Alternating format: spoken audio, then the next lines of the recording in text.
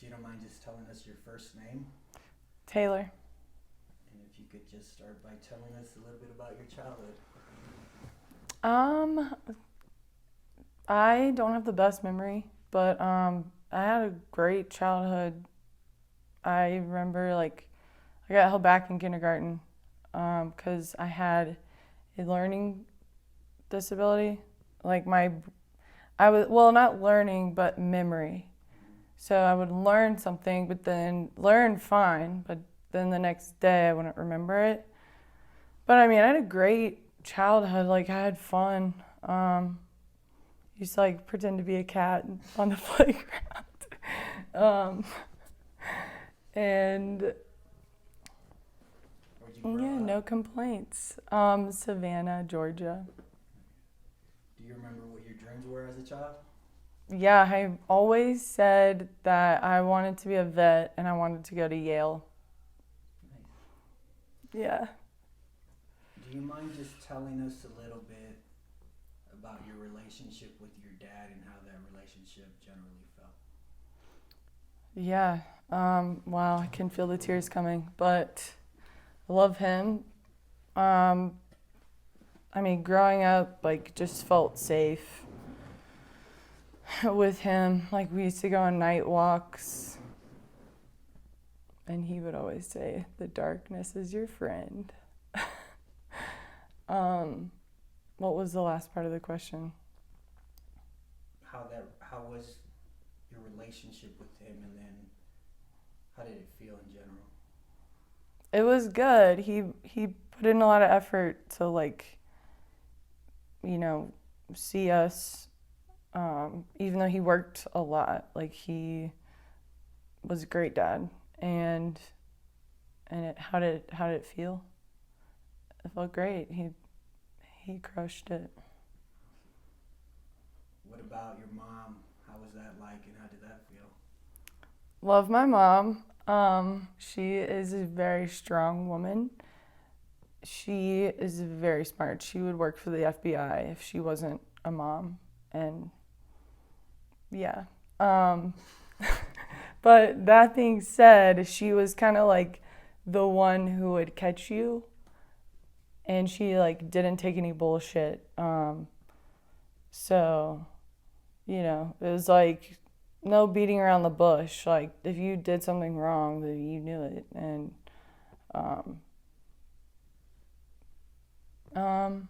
but I mean, she is also a great mom. She's very emotional. That's probably where I get it from. And she just loves so hard. How's that relationship feel? It feels good. Wow, I'm gonna start crying already, but yeah, she didn't have the best relationship with her mom, so she always tells me how thankful she is for ours. What are the biggest things you learned from them? I mean,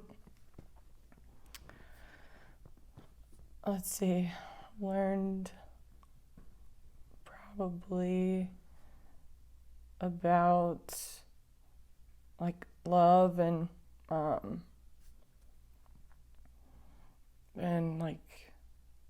being smart with money and working hard, and but they also they didn't push me in any direction, so they also don't really care what people think, which is really nice, especially being in a small town like Savannah where everyone cares about what people think. They don't, my parents don't care.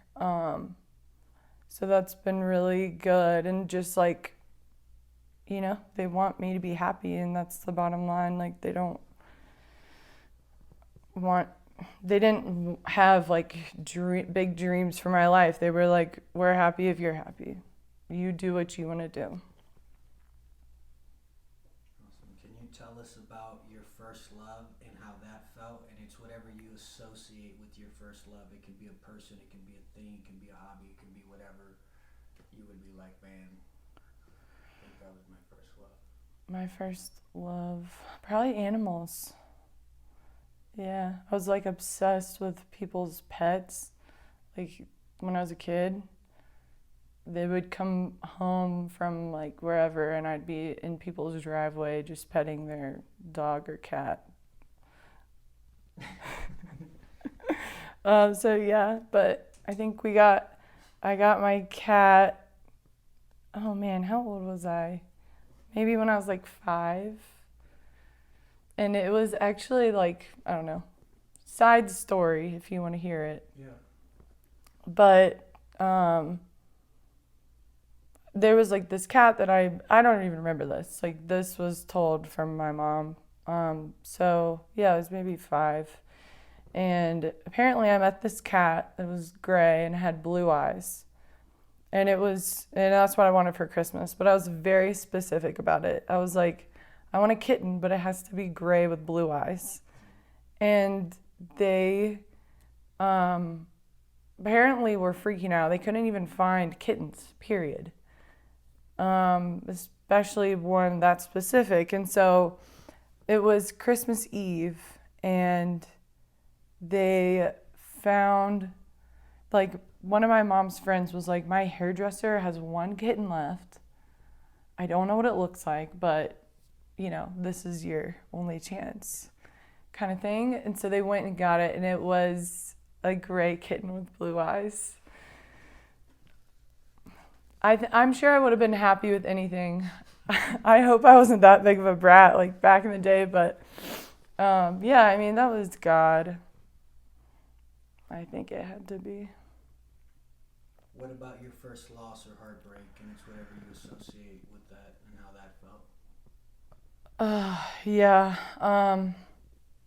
My aunt passing, that happened back in, I want to say, 2016. And she was just the best. Yeah, she's just like the best person ever.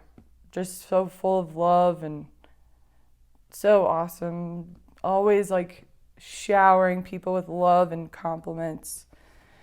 And yeah, when she passed, it was like hard. Well, I guess also a sad story with that. I was kind of like new to praying with people, and so I like we went out to go visit her. She had cancer, and it felt so weird, like everyone was sitting around kind of ignoring like the big elephant in the room. Like no one was talking about like her cancer. It was just like trying to talk about other things and like change the subject. And I don't know, it just felt weird. And I just knew I had never prayed for anyone, I don't think, but I was like, I was learning some things like about faith, and I like had the opportunity to pray for her. And you know, she didn't practice Christianity, but we like prayed in the name of Jesus, and we're just like bawling. Like I'm bawling because I'm scared, but I'm also sad. And she's crying, and I'm like, I'm so sorry for like bringing the mood down. And she's like, no, like it feels good to talk about it. But anyway, yeah, mostly hard just because it's like she was so awesome, and she had my cousin who was probably 10, maybe 8 or something at the time. So, man, that was my first heartbreak, probably. How would you say you dealt with that heartbreak? I didn't really know how to deal with it at first, but I remember like one morning I used to go into my first job super early. And I would just like read the Bible. And there was just one morning that I was like, because she was Persian, and she believed in God, but I guess it's like Allah. But I was like, with Christianity, which I'm a Christian, people don't believe that if you don't believe in Jesus, you're not going to heaven. And I just don't think. I had a conversation with God, and I've also heard someone say, if that's not necessarily true. So I think God looks at your heart. But I dealt with that. I had a big, long talk with him. So she's in heaven. For Reba. Who would you say first taught you love and how? My parents. They're just, unconditional love. That was my first example of it, was from my parents. Was not a perfect kid, definitely not in high school or anytime really, but they still love me, and it's, those two folks. What's love to you now versus what it was to you compared as a kid? How do those two different loves look and feel? So, love to me now versus how it was as a kid. How does it look and feel? As a kid, I think I probably took it for granted, like the love that I had from my parents. And I knew they were always going to love me. I didn't really understand it. I don't think I really appreciated it. Now, as I've gotten older, and I think also just as my faith has grown, I understand it better. And so, I think that I definitely have unconditional love for my parents too now. But, they say no one loves like a parent loves their child. But I love those guys. I may have missed the second part of that question. Maybe not. Can you describe that love very briefly? With my parents? Just what it is to you, love. Oh, okay. It's unconditional. It's not based on anything but the relationship that you see the best in those people. They may do something, but that's, you see through that. What's a good day look like for you? Like a specific day? Just in general. What's a good day? In general? Yeah. It could be a specific day too. Okay. The widgets. But okay, so running through morning to night. However. I would say that Bear wakes me up, and then I make coffee, then I go read, do my devotion, journal, and then go outside and hang out with people I love. Maybe the boat or the mountains or skiing or something, and just have a good time with people I love. Now the opposite of that, can you tell us about a bad day, how that bad day looks like, and how you push through it? A bad day would be, getting bad news, or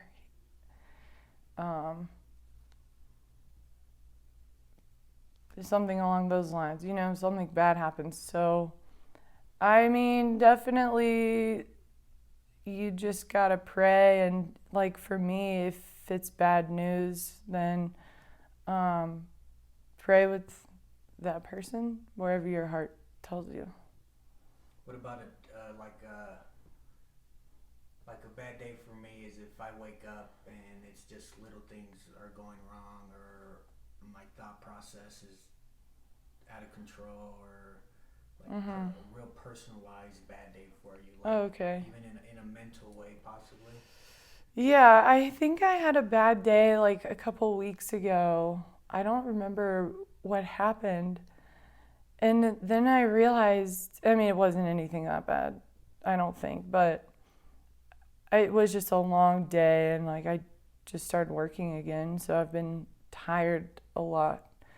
But I think I remember like thinking I had such a bad day, and then thinking about it, and I'm like, but I have a job. I got to be outside. Really, nothing that bad happened. So it was kind of perspective too. And now I can't even remember what happened that day. But yeah, I mean, definitely prayer, and sometimes I wake up grumpy, and my roommates just like I get annoyed because I don't know, but just being thankful for my roommates and or whatever, um, and everything that I have, trying to be thankful. What's a person or an event that has shaped you, good or bad? How does it feel when you reflect on that?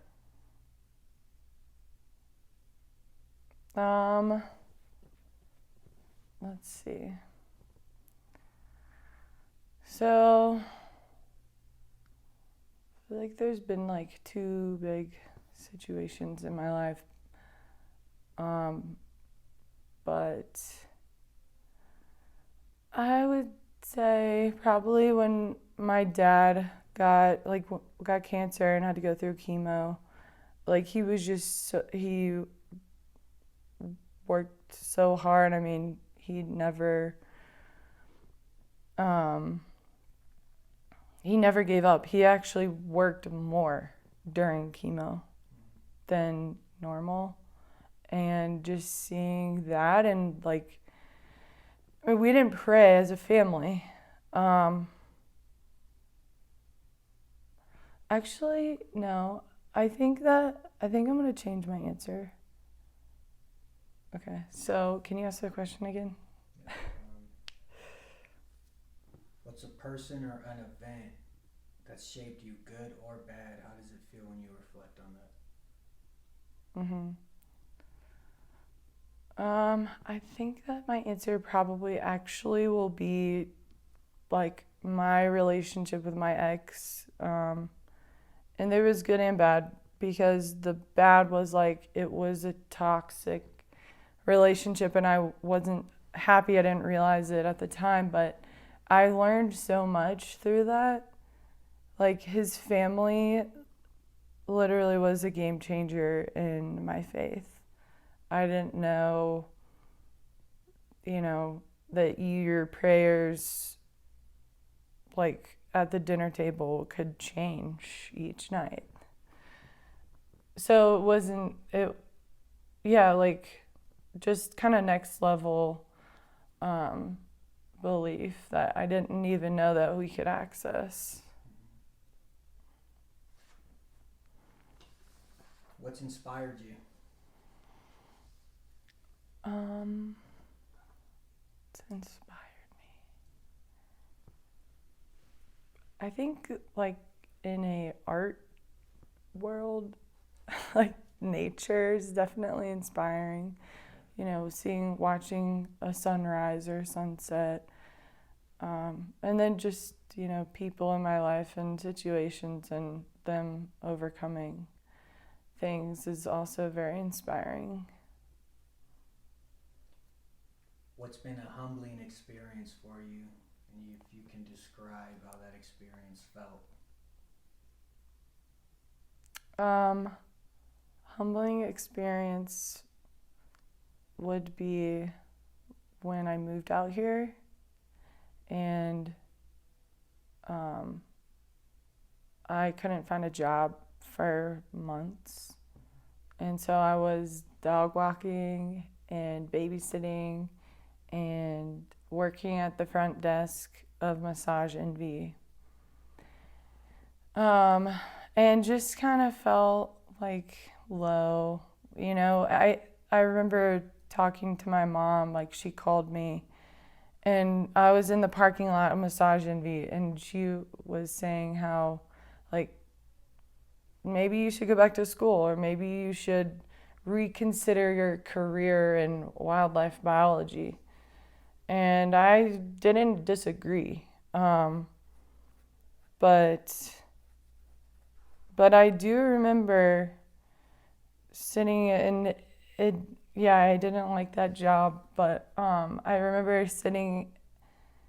Well, I was folding towels in the back because the two other people at the front told me to, go do all the bitch work. So, because I guess I was new, but I was still like, okay, well, you're not really doing anything. But so that was a little frustrating.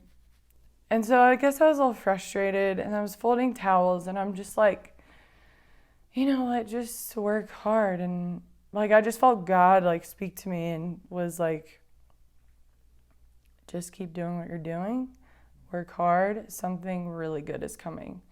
And then I got offered to start doing contract work with my boss, she's still my boss on the side, and then I also got a full-time job at a different firm. What'd you learn from that?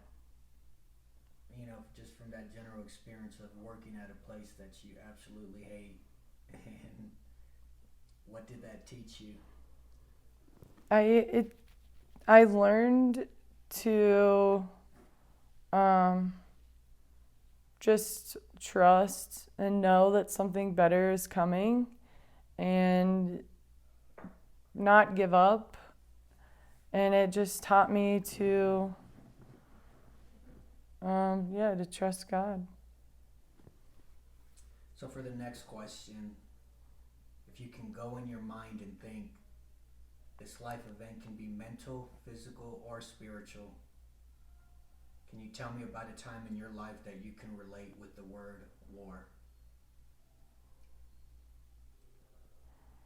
I think that when my dad was battling cancer, I was this prayer warrior.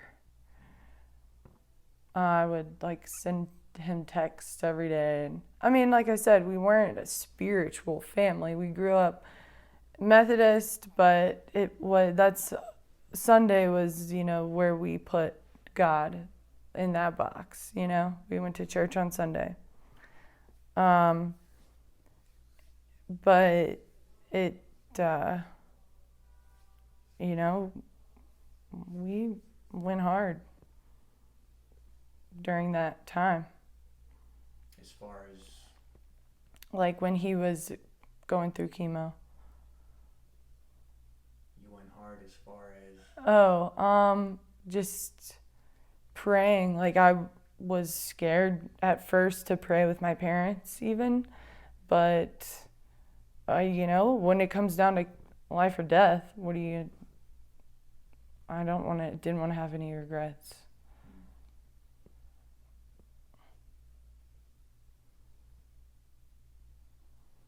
How did it feel going through that period when you feel that there is no other recourse but for you to pray, and then I guess so much so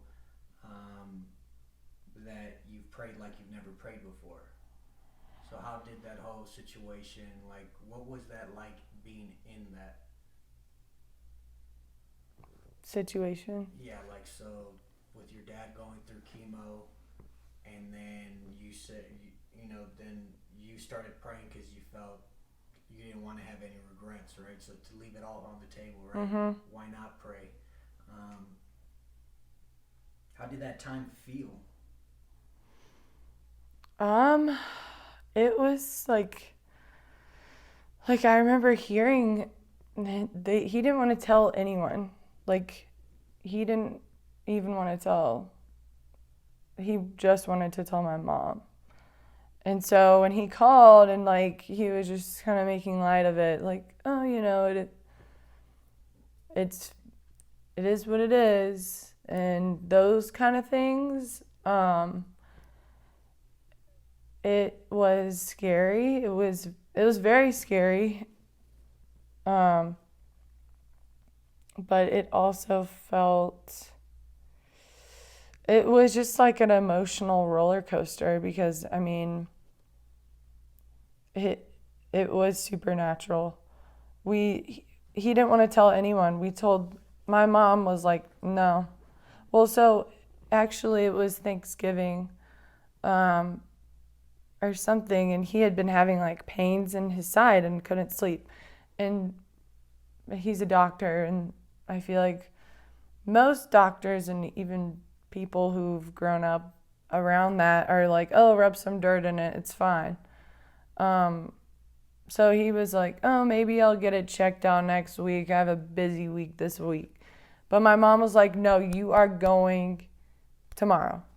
And went and got it checked out. And yeah, apparently, like, his knees buckled. Um, but it's like I said, it's an emotional roller coaster. So he didn't even want to go to the doctor, but he did. Then he didn't want to tell anyone. Then he did. And then my mom told the whole church.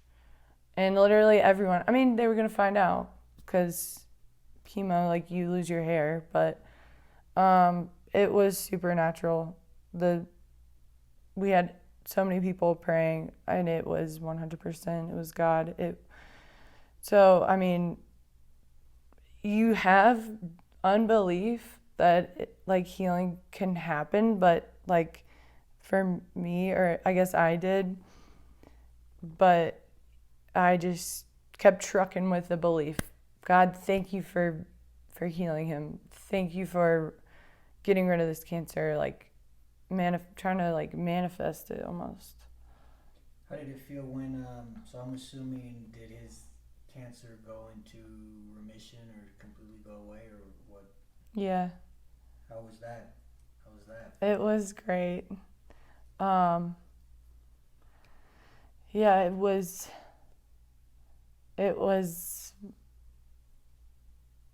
the best feeling ever. Like I knew it was gonna go away because of the second scan. It went from after one treatment, it went from like he had the one big one and then three little ones. After one round, the small ones were gone. The big one was like that, and he had like two or three more after that. And so, I mean, even the doctor said it was. I can't remember what he said, but he had a basically crazy reaction to the chemo. Mm-hmm. Like it worked. I mean, it was God, and chemo. So the next same type of question: if you could go in your mind and think, this life event can be mental, physical, or spiritual. If you could tell us about a time that you can relate to the word peace. I think that just not no. Oh, I guess it was an event. No, just saying. Just anything. I think being out here in Colorado, just being like, maybe last year or, a few months into having moved or so, probably just felt really peaceful. I had my two roommates and, we're all single, but like can be myself around them and, yeah, no judgment and just love and nice and freeing too.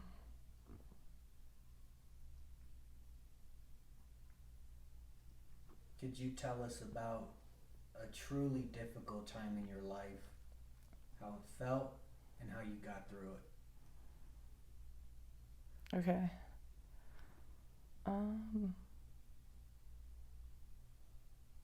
Truly difficult time. I mean, like I already talked about the whole cancer thing, you know. That was difficult and prayed a lot, but I think maybe I'll go with a different story for this one. So like I didn't I was like with my ex, and didn't realize I was so unhappy. And honestly, it was difficult just looking back at the time. Like, I was not happy. And I was not myself. Like, I was like trying to pretend to be someone else. And I got through it. I was great after we ended things. Can we go into more detail?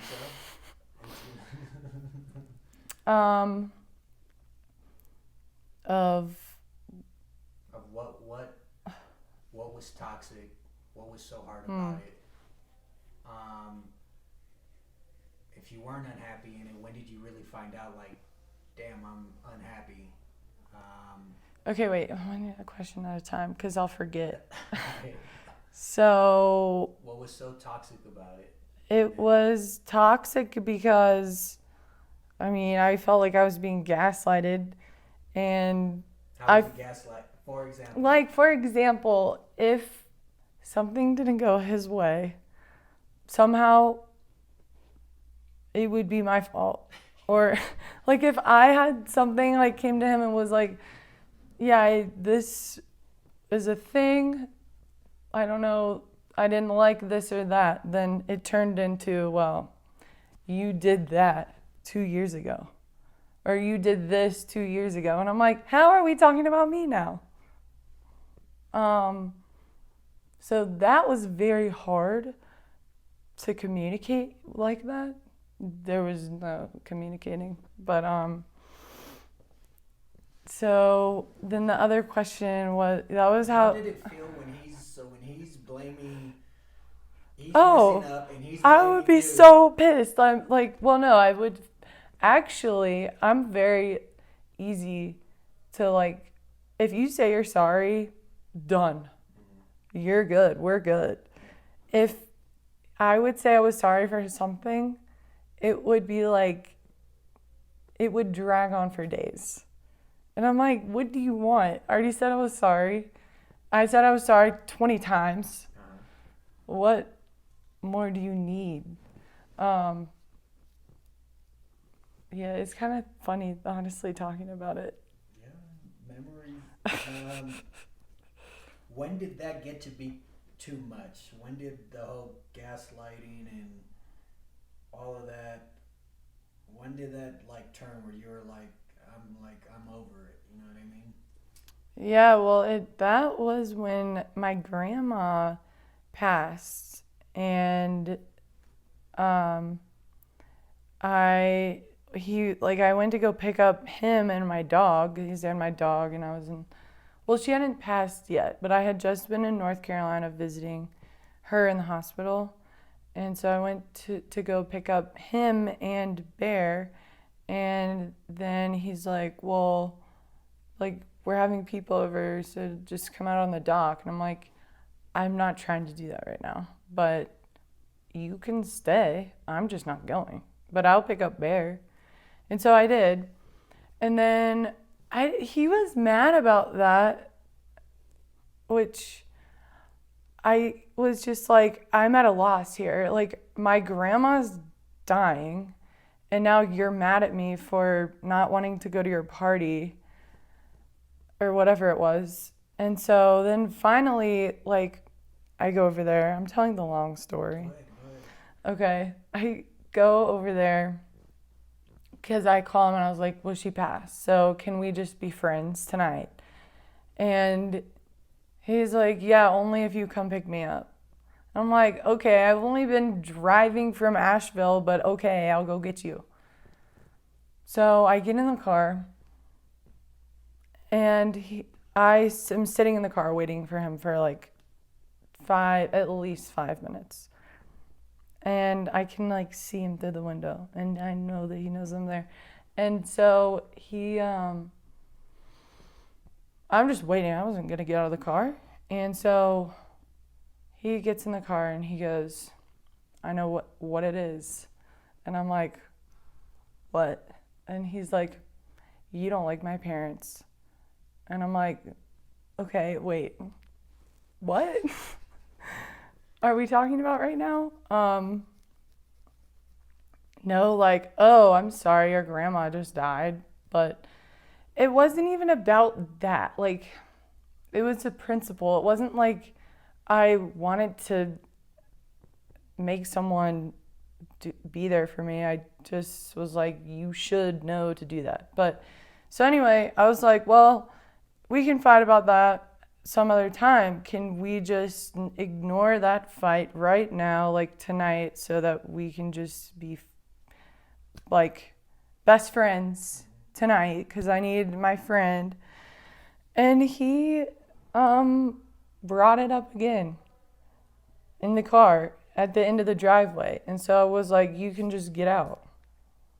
And then he did. And then the next day, he was like, I was like, this is, like, I knew it was over that night. Like, I just knew in my head. But the next day, you know, I gave him opportunities.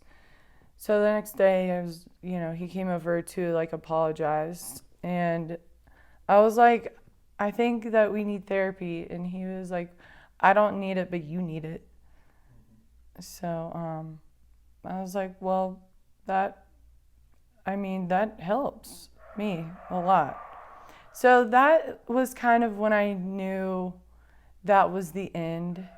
One of my friends, Tyrus, says that he thinks it was Nina's spirit that like ended things. I mean, they definitely needed to end. What was your feeling after when, was there a sense of relief when that relationship ended? 1000%. It was like, it was great. I felt a lot better. I felt like free. I mean, it's not like everything disappeared overnight. Like I still had to work on like issues of jealousy and like not really anger. Yeah, I guess I still have a little anger sometimes, grumpy, but yeah, like I realized I was hanging out with my friends again. I was doing things that I wanted to do. I had time for myself. Like, it was honestly, I felt so free and so good. Can you tell us about a truly joyous moment in your life?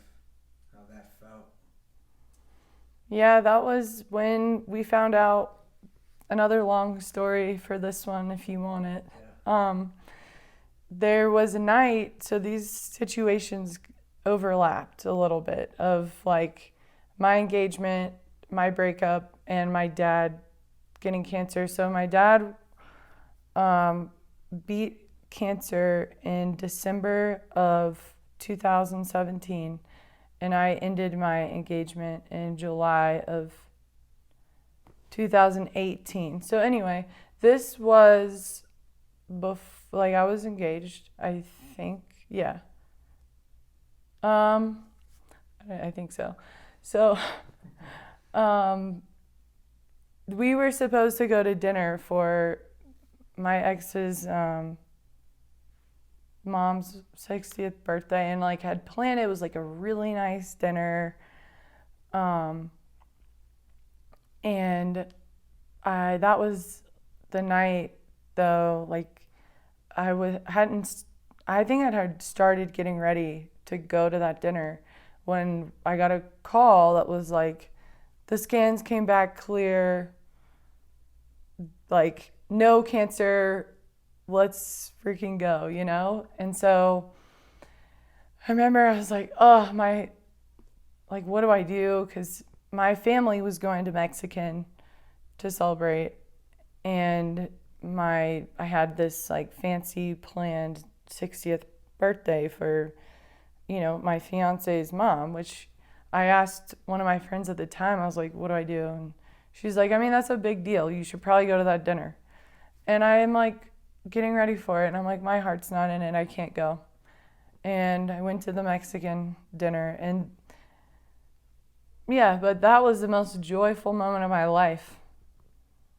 Breaking the engagement? No. Like just the scan coming back clear. Scan coming back. Yeah. It was so happy. What keeps you up at night? Keeps me up. I mean, the things like when my mind wanders, that like when it keeps me up, I don't know. Like, I really don't know what I'm thinking about. I guess like last night I couldn't really sleep that well, but I was like just nervous about this, I think. But I don't really have, like, I don't really get kept up at night, I don't think, that often. What keeps you going every day? I would say my friends and family and God, my dog. Imagine you're in the hospital today with only hours to live. What would be your regrets, if any? My regrets are not, like not putting my loved ones first, and probably not expressing my feelings like as openly to my loved ones as I should have. So you're gonna make it. You're alive and well. Do you think you can make amends with that current regret or change it moving forward? Yeah, like I can't tell my grandparents I love them every day, but I'll see them in heaven. And with my loved ones now, just try to always like remember that they come first, and to not be afraid to tell them how I feel. You told me what your dreams were as a kid. What are your dreams now? My dreams now are to hopefully be a like a light for people who need that, and just, maybe I feel like people have a negative view of faith and God, and so, maybe in that way, like, hopefully change, maybe if I'm able to like have conversations with people where it's like, no, God is, it's all about grace, and helping people that way. And, I love animals too, so, but I love doing like the land conservation work that I do. I think that helps critters, so that's good. You're the co-author of your life book. How do you envision a picture-perfect ending? I think, just like being thankful and being a good person, and picture perfect ending. Like a scene. A scene, but if I'm on my deathbed, like. It's like, say it's the end of a movie. So. Oh, okay. Wow. I mean, I think I want kids. Like, I definitely want a husband one day. So, yeah, just chilling with the fam. Chilling with the And the 5 dogs. And the 5 dogs. How would you think that feels if it ends that way? Just peaceful and happy and joyful.